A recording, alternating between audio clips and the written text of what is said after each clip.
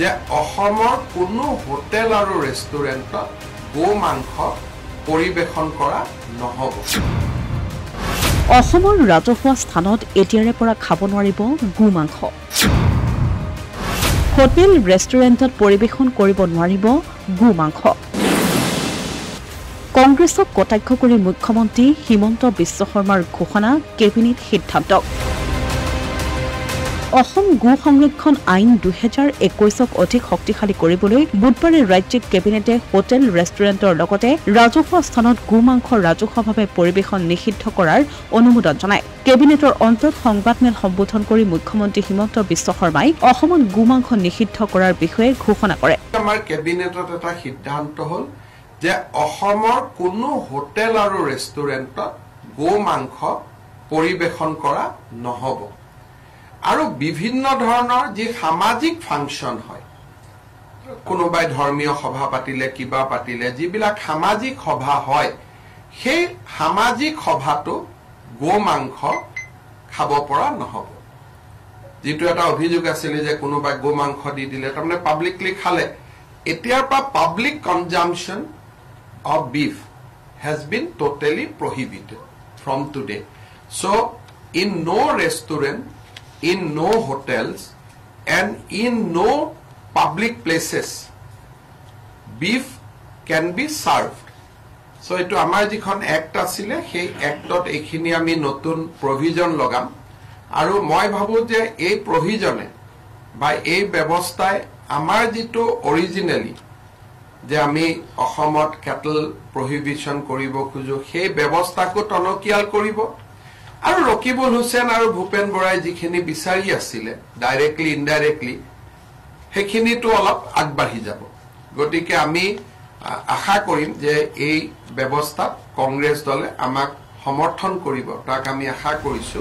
ইফালে মুখ্যমন্ত্ৰীৰ এই ঘোষণাৰ পাছতেই মন্ত্ৰী পীযুষ হাজৰিকাই কংগ্ৰেছক অসমত গো মাংস নিষিদ্ধ কৰাটো সহজভাৱে মানি ল'বলৈ কয়। যদি মানি নলয় তেন্তে পাকিস্তানলৈ যাবলৈ সামাজিক মাধ্যম যোগে প্ৰত্যাহ্বান জনায়। ইফালে কেবিনেটৰ এই সিদ্ধান্তৰ পাছতেই এতিয়া সৃষ্টি হৈছে ব্যাপক প্ৰতিক্ৰিয়াৰ। এই সন্দৰ্ভত উত্তৰ পূৰ্বাঞ্চল সংখ্যালঘু ছাত্ৰ সন্থাই তীব্ৰ গৰিহণা দিছে। উত্তৰ পূৰ্বাঞ্চল সংখ্যালঘু ছাত্ৰ সন্থাৰ সভাপতি বতৰুল ইছলামে ক'লে এনেদৰে, শেহতীয়াকৈ দেখা গ'ল যে অসম কেবিনেটে গো মাংস বন্ধ কৰিছে। হোটেলত বিক্ৰী কৰিব নোৱাৰিব, ৰেষ্টুৰেণ্টত বিক্ৰী কৰিব নোৱাৰিব, অৰ্থাৎ ৰাজহুৱা স্থানতো গো মাংস বিক্ৰী কৰিব নোৱাৰিব। কথা হ'ল যে আজি কিছুদিনৰ পৰা দেখা গৈছে যে অসমৰ সন্মানীয় মুখ্যমন্ত্ৰী ডাঙৰীয়া আৰু বৰ্তমানৰ সাংসদ ৰকিবুল হুছেইন ডাঙৰীয়াই গো মাংসক লৈ তেওঁলোকৰ ক্ৰিয়া প্ৰতিক্ৰিয়া চলি আছিল, বিভিন্ন বাক বিতণ্ডা চলি আছিল। কথা হ'ল যে একাংশ খ্ৰীষ্টান আৰু মুছলমানসকলৰ যি খাদ্য আছিল গো মাংস, এই গো মাংসক লৈ ৰাজনীতি কৰাটো আচলতে বন্ধ হ'ব লাগিছিল। দেখা গৈছে যে চামগুৰি নিৰ্বাচনৰ পাছত ৰকিবুল হুছেইন ডাঙৰীয়াই হাতত ভিডিঅ' লৈ তেওঁ কৈছিল যে বিজেপিয়ে মুছলমানৰ ভোট গো মাংস খুৱাই লৈছে।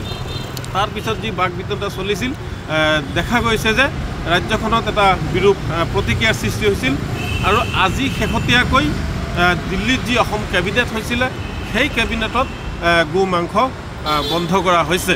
গতিকে আমি মুখ্যমন্ত্ৰী ডাঙৰীয়া বা চৰকাৰক অনুৰোধ জনাইছোঁ প্ৰথমতে যে যি তেওঁলোকে এই সিদ্ধান্তটো লৈছে, এই সিদ্ধান্তটো প্ৰত্যাহাৰ কৰিব লাগে। তাৰ এটাই কাৰণ যে এইটো হৈছে এটা খাদ্য, মানুহৰ এইটো নৈতিক অধিকাৰ, এয়া মানুহৰ অধিকাৰ, মৌলিক অধিকাৰ। এই মৌলিক অধিকাৰ কাঢ়ি নিয়াৰ কাৰো ক্ষমতা নাই। গতিকে মই আজিৰ কেবিনেটক এই যি সিদ্ধান্ত, এই সিদ্ধান্ত প্ৰত্যাহাৰ কৰিবলৈ আমি নেমচৰ ফালৰ পৰা আমি দাবী জনাইছোঁ, অনুৰোধ জনাইছোঁ। আৰু মুখ্যমন্ত্ৰীক আমি বিনম্ৰভাৱে অনুৰোধ জনাইছোঁ যে ৰকিবুল হুছেইনৰ কাৰণে ধৰ্মীয় সংখ্যালঘু লোক বা খ্ৰীষ্টান লোকসকলৰ যি খাদ্য গো মাংস, এই খাদ্যটো আপোনালোকে বন্ধ কৰিব নালাগে।